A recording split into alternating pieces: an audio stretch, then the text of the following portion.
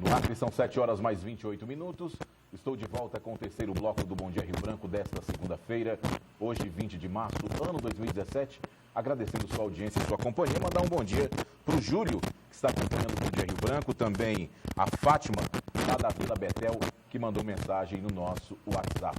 Você também pode ligar, você pode mandar uma mensagem no WhatsApp 99945-9965 e registrar aqui a sua audiência. 7 horas e 28 minutos.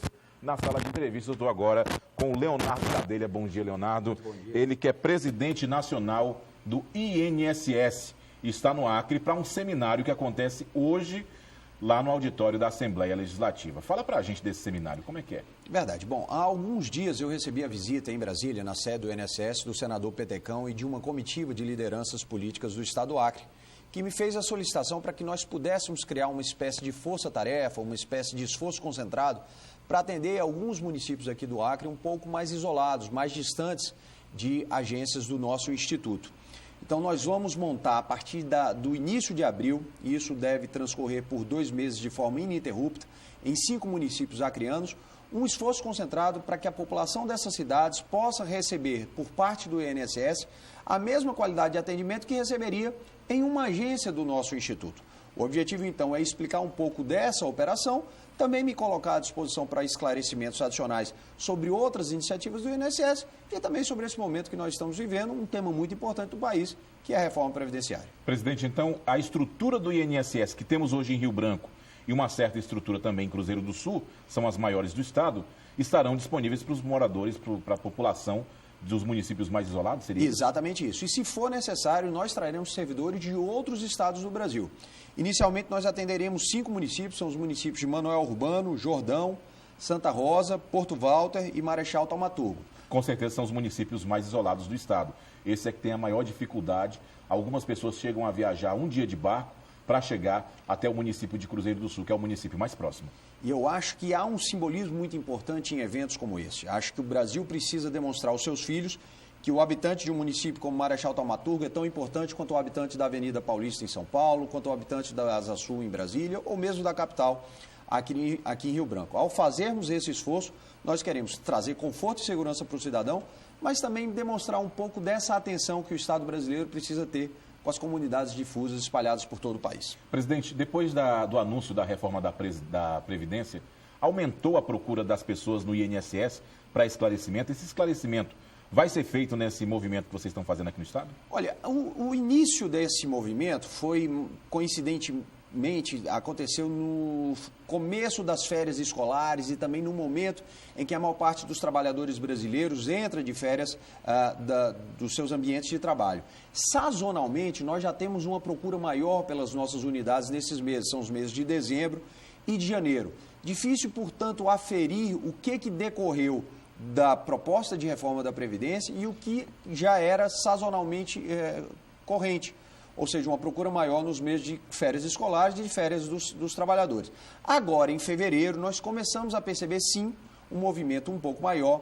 A orientação que nós temos dado aos cidadãos brasileiros de uma forma generalizada é de que, conforme foi colocado pelo governo, nenhum cidadão brasileiro com direitos adquiridos terá esse seu direito subtraído. E quando o senhor fala em direitos adquiridos, faz uma comparação para a gente como é que seria hoje a questão da aposentadoria de um servidor público, por exemplo, e como ficaria caso a proposta seja aprovada. Portanto, se uma pessoa já tem as condições para se aposentar, nada ocorrerá com ela. Se ela já está na fase de transição, que é aquela fase em que o governo coloca 50 anos ou mais para homens e 45 anos ou mais para mulheres, eles manterão as condições atuais de aposentadoria, apenas precisarão trabalhar por um período um pouco maior, segundo a proposta da reforma, que seria o que popularmente convencionou-se chamar de pedágio. Então, se faltavam 2 anos para um cidadão se aposentar, ele trabalhará por 3, trabalhará por 50% a mais, que é 1 ano a mais de serviço. Mas as condições de aposentadoria serão exatamente as mesmas. Então, a nossa orientação para o cidadão que está nessas condições é de que não há nenhuma necessidade de assodamento, ele não precisa correr a uma agência do INSS, ele não precisa se preocupar, ele não precisa ter nenhum tipo de preocupação com relação ao resultado da reforma. Para as pessoas mais jovens, que não se enquadram nas regras de transição, aí sim é necessário ter um pouco mais de atenção, É necessário acompanhar aquilo que o Congresso Nacional vai discutir, vai definir, porque, afinal de contas, o desenho final da reforma da Previdência será dado pelo Congresso. E é verdade que, com a reforma da Previdência, caso seja aprovada pelo Congresso Nacional, se extingue-se a questão de aposentadorias integrais? Não, veja bem, eu acho que você se refere aos servidores públicos, que tem uma aposentadoria diferenciada dos servidores seletistas, dos trabalhadores seletistas. O INSS, ele maneja o regime geral da Previdência Social, que paga hoje 33 milhões e 700 mil benefícios. Quem está nesse nosso regime? São todos os trabalhadores seletistas, aqueles que têm relações privadas de trabalho. Os estatutários estão no regime próprio da Previdência da União, ou dos estados, ou dos municípios, eles têm regras próprias. Uma proposta do governo, que é uma grande demanda da sociedade brasileira, é de equiparar pelo menos os servidores públicos da União, sobre os quais o governo federal tem controle, às regras do regime geral da Previdência, os trabalhadores seletistas. Mas para isso também haverá uma regra de transição, até porque esses trabalhadores, esses servidores públicos, vêm contribuindo com valores muito mais altos. É bom se lembrar que o teto de aposentadoria do regime da Previdência é de hoje cerca de R$ 5.400, e você contribui hoje com no máximo R$ 600 e poucos reais. Esses servidores públicos, que podem se aposentar até com um teto, como você colocou, eles fazem contribuições também muito maiores, em alguns casos R$ 3.000 por mês. Então, para que não haja também injustiça para com esses servidores, o governo está criando regras de transição. Mas acho que uma grande demanda da sociedade brasileira era de equiparação. No futuro não muito distante, todos os trabalhadores, seja da iniciativa privada, seja do serviço público, terão regras equivalentes. Hoje acontece no auditório da Assembleia Legislativa o primeiro encontro para que seja debatido as estruturas, talvez o calendário, o cronograma, onde esses municípios serão atendidos. Exatamente. Todos os serviços vão estar disponíveis? Todos os serviços estarão disponíveis. A nossa ideia é criar nestas cidades um ambiente muito semelhante ao que o cidadão encontraria numa agência do INSS. Nós temos, como vocês sabem, uma carência de quadros em todo o Brasil. O servidor do INSS, em que pese, do ponto de vista nominal, esse número parecer impactante grande, nós somos 36 mil servidores, ele tem se desdobrado, porque as demandas são muito grandes. Todos os meses, 4 milhões de brasileiros visitam as nossas 1.600 agências. Apesar de termos 36 mil servidores, a gente percebe que esse número é insuficiente. Mas a gente sabe que, mesmo com essas dificuldades encontradas nas agências, a gente precisa se desdobrar para fazer o atendimento daqueles que estão em situação ainda mais difícil, que são os que habitam esses municípios tão distantes dos centros maiores. Então, os nossos servidores vão até lá, vão prestar todos os atendimentos, reconhecimento de direitos, extração de documentos, realização de perícias, que essa é uma dificuldade, mas nós vamos levar, dentro do possível, médicos também para fazer essas perícias em loco. A ideia é criar um ambiente que seja semelhante àquele que o cidadão encontraria numa agência de Cruzeiro do Sul ou daqui de Rio Branco. Inicialmente, o senhor falou aqui que serão 5 municípios atendidos com esse serviço. Exato. Já tem uma ideia de quantos dias essa equipe passará em cada município desse?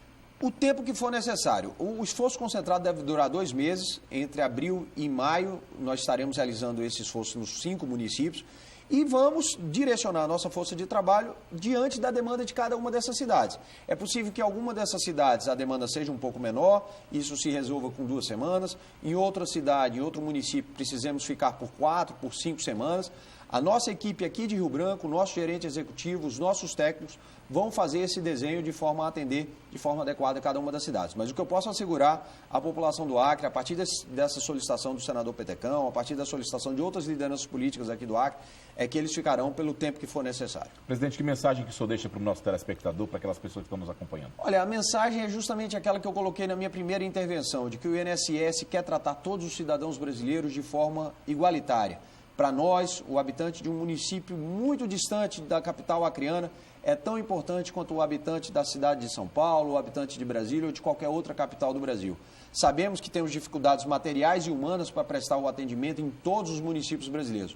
Mas quando isso for possível, e aqui no Acre está sendo possível, o INSS vai até o cidadão brasileiro, podem ter certeza disso. Tá certo, são 7 horas e 37 minutos. Eu conversei com Leonardo Gadelha, que é presidente nacional do INSS. Presidente, obrigado pela sua vinda. Obrigado pela oportunidade. E sucesso. 7h38, e com isso eu termino o Bom Dia Rio Branco desta segunda-feira, 20 de março, agradecendo sua audiência, sua companhia e relembrando todas as matérias, inclusive as entrevistas aqui no Bom Dia Rio Branco. Você pode revê-las na íntegra acessando o nosso site. É o www.oriobranco.net. Uma segunda-feira abençoada para todo mundo, uma ótima semana e eu volto amanhã, se Deus quiser, a partir das 6h30 da manhã, com mais um Bom Dia Rio Branco. Tchau, tchau e até lá.